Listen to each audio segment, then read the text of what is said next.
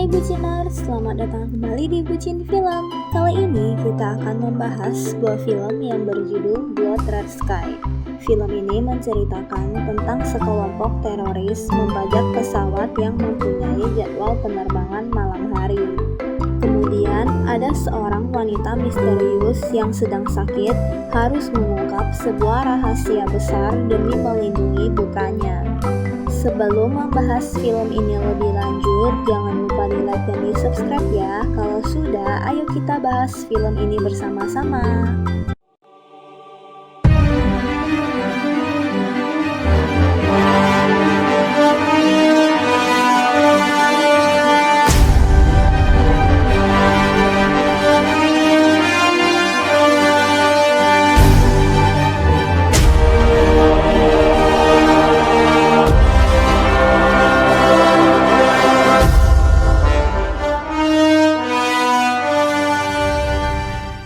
Film dimulai dengan ada penampakan pada sebuah pangkalan udara di Skotlandia. Terlihat banyak tentara dan ada juga mobil ambulan. Ada helikopter yang hendak mendarat.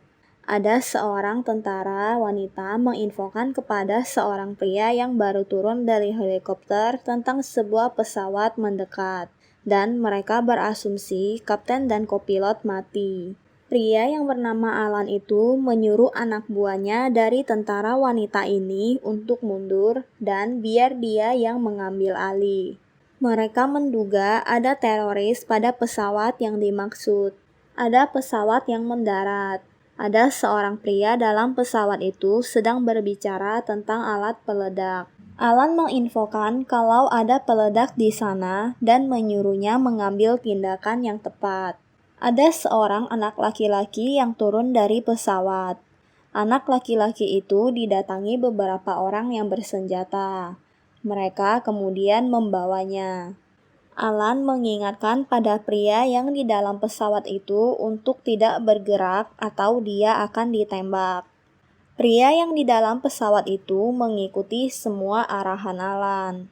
Pria itu bilang biarkan dia keluar. Dia akan menjelaskan semuanya. Pria itu bersikeras bilang bahwa dia bukan teroris. Pria itu terluka. Alan bilang dia akan membantunya saat pria itu menurunkan penumpang. Anak laki-laki itu sedang dicek keadaannya oleh dokter sambil memegang sebuah boneka teddy bear. Anak itu hanya terdiam saat ditawarin minuman.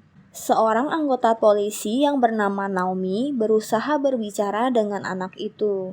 Naomi menyuruh anak itu untuk menceritakan tentang apa yang terjadi di pesawat. Terlihat ada seorang wanita berkepala botak menggunakan wig sedang bercermin. Anak laki-laki tadi bernama Elias. Dia sedang mendorong sebuah troli di bandara. Elias terlihat melakukan check-in sendiri. Ibu Elias sedang menelpon dengan seorang dokter, dan tiba-tiba Elias menelponnya dan memberitahu kalau dia telah menyelesaikan check-in-nya. Ibu Elias seperti cemas.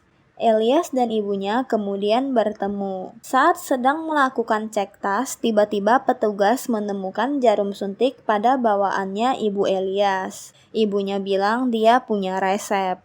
Akhirnya mereka diperbolehkan pergi. Ibu Elias bernama Nadja. Dia meninggalkan putranya sebentar di ruang tunggu. Nadja ke toilet dan meminum obat lalu menyuntik dirinya. Dia sepertinya mengalami sakit saat melakukan penyuntikan pada dirinya. Elias sedang menjelaskan tentang letak dan siang malam kepada seorang pria yang membantunya mengangkat kopernya saat check-in tadi. Pria itu bernama Farid. Nadja memanggil Elias. Kemudian dia pergi meninggalkan Farid. Elias dan ibunya telah menaiki pesawat dan siap boarding. Nadja terlihat sangat sayang kepada Elias. Saat sedang penerbangan, Nadja sepertinya habis minum dan menyuntikkan obat lagi. Nadja terlihat sangat aneh. Nadja melihat foto dirinya dan suami anaknya dan mengingat masa lalunya yang sangat bahagia. Dia dan suaminya melakukan jalan-jalan di tengah hujan salju. Saat itu Elias masih bayi. Kemudian mobil mereka mogok di tengah jalan. Suaminya bernama Nikolai. Dia menyuruh Nadja menunggu di mobil.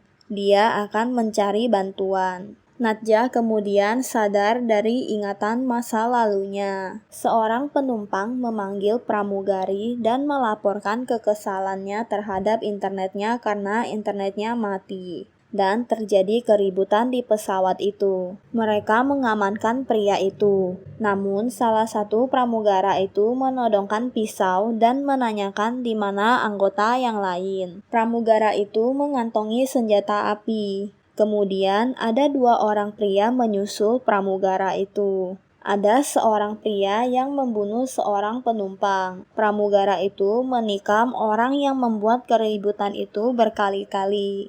Pramugara itu bekerja sama dengan teroris dan membajak pesawat itu. Teroris itu memeras uang penumpang. Teroris itu menyuruh penumpang mengangkat tangannya dan meletakkannya di kursi. Nadja terlihat kesusahan bernafas. Mereka mengatur ulang black box pesawat. Mereka memutar balik pesawat. Elias membuka buku panduan dan dia menemukan tempat untuk bersembunyi. Nadja menyuruh Elias untuk berhenti. Farid diserang oleh teroris itu.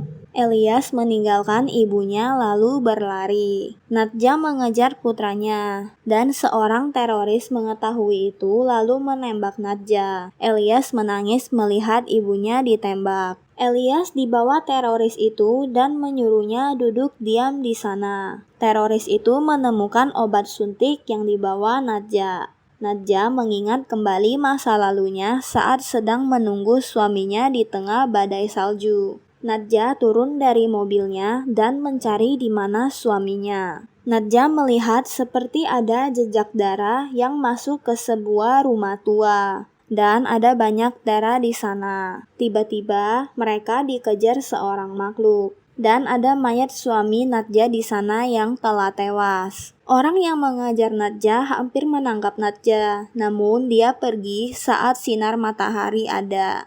Nadja tersadar dan ternyata dia tidak tewas.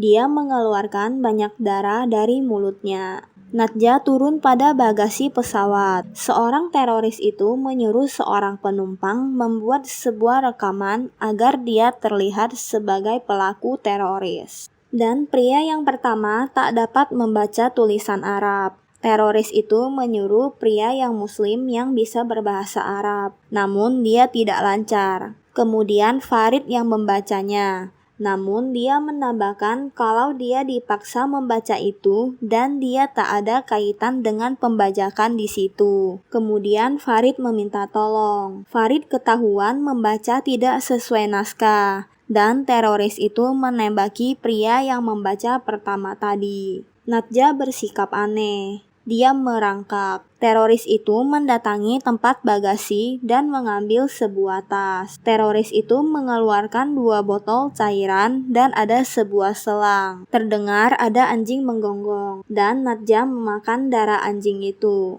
Dia menyerang salah satu teroris tadi. Nadja tanpa sengaja membunuh pria itu. Nadja sepertinya terinfeksi dan berubah menjadi seperti vampir. Dia kemudian menyuntik dirinya lagi. Nadja juga menggigit leher teroris itu. Sepertinya Nadja mengincar darah. Teroris memasang peledak pada pesawat itu. Teroris itu kemudian menemukan jasad anjing yang berlumuran darah. Dan dia menemukan jasad temannya. Nadja mencari Elias dan membawanya pergi. Nadja menyuruh Elias memutar balik pesawatnya. Namun pilotnya menghilang. Ternyata pilotnya telah mati. Nadja menanyakan siapa yang bisa menerbangkan pesawat. Dan ada seorang penumpang yang bisa dan Nadja membawanya. Farid menceritakan ke penumpang tentang rencana teroris yang akan menabrakkan pesawat ke London. Kemudian ada seorang pria bilang mereka ingin mempengaruhi pasar saham, profit miliaran dengan jual kosong, seperti pengeboman beberapa tahun lalu klub sepak bola. Nadja membawa pria yang bisa mengendarai pesawat itu dan menutup menutup pintu kokpitnya. Teroris itu menginfokan kepada seseorang kalau 10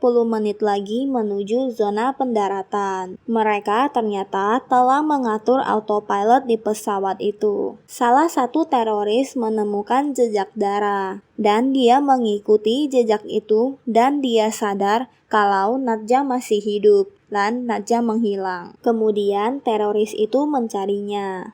Mereka mau membuka pintu kokpit namun ditahan. Nadja menyuruh pria itu memutar balik pesawatnya, dan raut wajahnya berubah. Nadja mempunyai taring. Elias kaget melihat ibunya seperti itu. Mereka memutar balik pesawat dan teroris mengetahui itu. Mereka mengancam dan menembak seorang penumpang. Teroris itu membawa seorang penumpang anak perempuan. Nadja melihat korban selanjutnya adalah anak perempuan. Dia kesal dan kukunya tiba-tiba memanjang. Nadja langsung membuka pintu dan langsung menggigit leher teroris. Dia membunuh teroris yang sebelumnya dia serang. Nadja mendatangi Elias. Namun, pria yang tadi mengendalikan pesawat itu tak membiarkan dia bertemu dengan ibunya karena berbahaya. Nadja menghampiri anak perempuan tadi. Dia langsung lari ketakutan. Teroris itu membuka tas milik Nadja. Dia membaca buku yang Nadja bawa. Dia bilang Nadja adalah vampir. Mereka mengetahui kalau Nadja berusaha menjauh dari sinar matahari. Nadja menyuntikkan dirinya lagi. Nadja kembali mengingat masa lalunya. Saat itu, dia meninggalkan Elias sendiri dan Elias terus menangis. Dia berusaha untuk mengontrol diri. Nadja bahkan mencabut gigi taringnya. Dia kembali ke rumah tua yang dia datangi saat pertama dia terinfeksi. Dia menemukan seseorang pria di sana. Pria itu bilang Nadja telah membunuh putranya. Putranya lah yang menggigit Nadja dan membuatnya terinfeksi.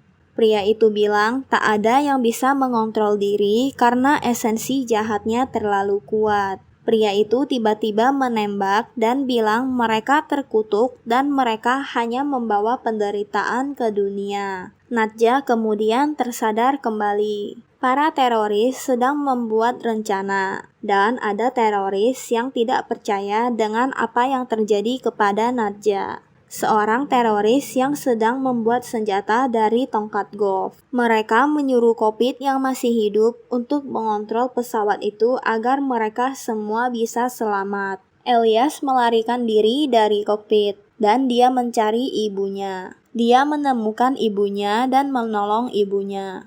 Salah satu teroris dengan tongkat golfnya sedang menyusup masuk.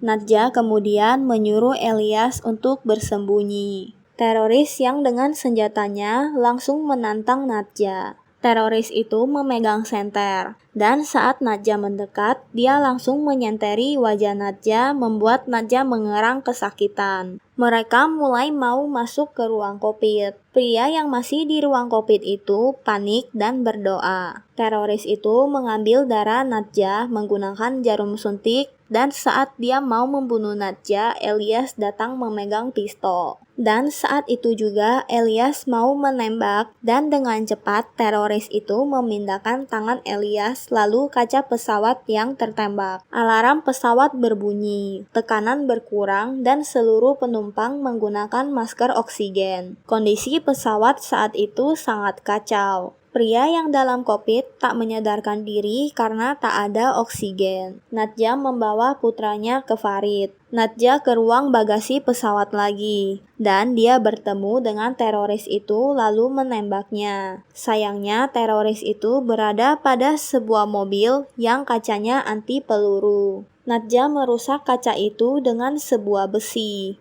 Namun teroris itu menyuntikkan dirinya darah Nadja yang dia ambil agar dia sama-sama terinfeksi. Nadja kemudian membakar pria itu. Nadja telah membunuh pria yang dia temui di rumah tua itu. Kemudian dia mengambil minyak dan membakar rumah tua itu. Mereka menemukan ada kebakaran dan menyemprotkan pemadam. Teroris mencari temannya yang dibakar tadi. Nadja berusaha melarikan diri namun kakinya ditembak. Keadaan pesawat sangat rusuh. Nadja mencari Elias. Teroris yang tadi ternyata masih hidup dan dia berubah menjadi vampir dan menggigit temannya. Penumpang semuanya sangat rusuh. Elias berteriak dan memberitahu kalau mereka akan membunuh Nadja. Salah satu penumpang menembak Nadja dan mereka menyerangnya. Elias menghampiri Nadja. Saat Nadja mau menyerang, dia langsung terhenti karena Elias memanggilnya. Nadja berusaha mengunci pintu yang dalamnya ada teroris yang berubah. Farid tergigit. Nadja berusaha agar Farid tak terinfeksi. Sudah ada beberapa yang terinfeksi dan susah terkendali. Nadja menyuruh teroris itu memutar pesawatnya ke New York. Namun bahan bakar mereka tak cukup dan pesawat mereka terlalu rendah. Elias coba meyakinkan ibunya kalau mereka akan berhasil untuk kesekian kalinya. Seorang penumpang sedang dirawat mengalami kesakitan. Dokter pergi mengambil obat-obatan. Namun saat kembali pria itu menghilang. Dia menyuruh teroris yang terinfeksi tadi menggigitnya karena dia tidak mau mati.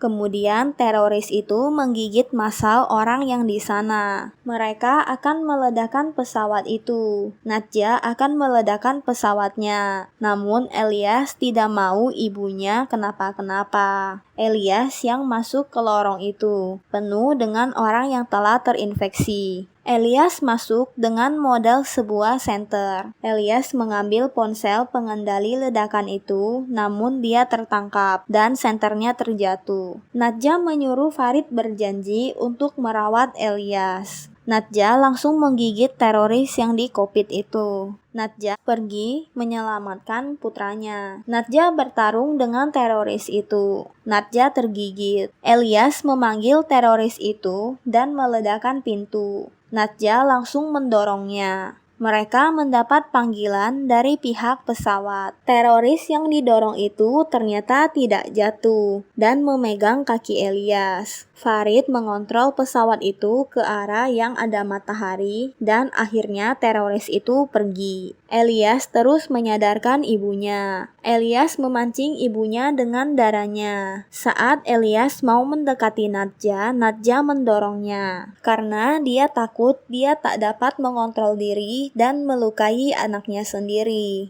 Nadja kemudian meninggalkan Elias. Kembali lagi pada saat pertama Elias diwawancarai polisi. Mereka mengira Faridlah terorisnya. Elias bilang mereka harus mengeluarkan Farid untuk menyelamatkannya dari vampir. Para medis mencoba menenangkan Elias. Elias bilang mereka harus mengeluarkan Farid sebelum matahari terbenam. Mereka kemudian membius Elias. Mereka mengira Elias syok atas apa yang telah terjadi dalam pesawat itu. Mereka terus berkomunikasi dengan Farid yang masih di dalam pesawat. Farid terus memohon agar mereka mengeluarkannya dari sana. Pihak pesawat tidak mempercayai pada Farid. Saat Farid bergerak, dia ditembak. Para mobil polisi mendatangi pesawat. Mereka mencoba masuk pada pesawat. Farid ditangkap saat hendak meledakkan pesawat itu untuk membunuh semua vampir. Mereka membawa Elias ke rumah sakit. Elias terus memberontak. Dia kabur dari mobil ambulans. Seorang petugas polisi menemukan banyak darah. Dan mereka kemudian menemukan ada makhluk aneh. Farid dibawa pergi. Elias berlari mendekati pesawat untuk mencari Farid. Namun Farid tak di sana lagi. Para polisi diserang oleh vampir. Elias menemukan ibunya. Namun, Nadja tak dapat mengontrol dirinya. Elias yang melihat itu langsung meledakkan pesawatnya. Alat pengontrol pesawat itu dia taruh pada boneka teddy bear yang dia pegang. Farid yang ditangkap kemudian turun mencari Elias. Elias saat itu terbaring lemah dan bangun langsung memeluk Farid. Mereka kemudian melepas borgol Farid. Dan film pun berakhir. Bagaimana menurut Buciners? Apakah kalian suka dengan review film kali ini? Sampai di sini dulu ya untuk reviewnya. Jangan lupa di like dan di subscribe dan aktifkan lonceng untuk mendapat update film selanjutnya. Jangan lupa juga share video kita ke teman-teman kalian agar channel ini dapat terus berkembang. See you in next video. Thank you.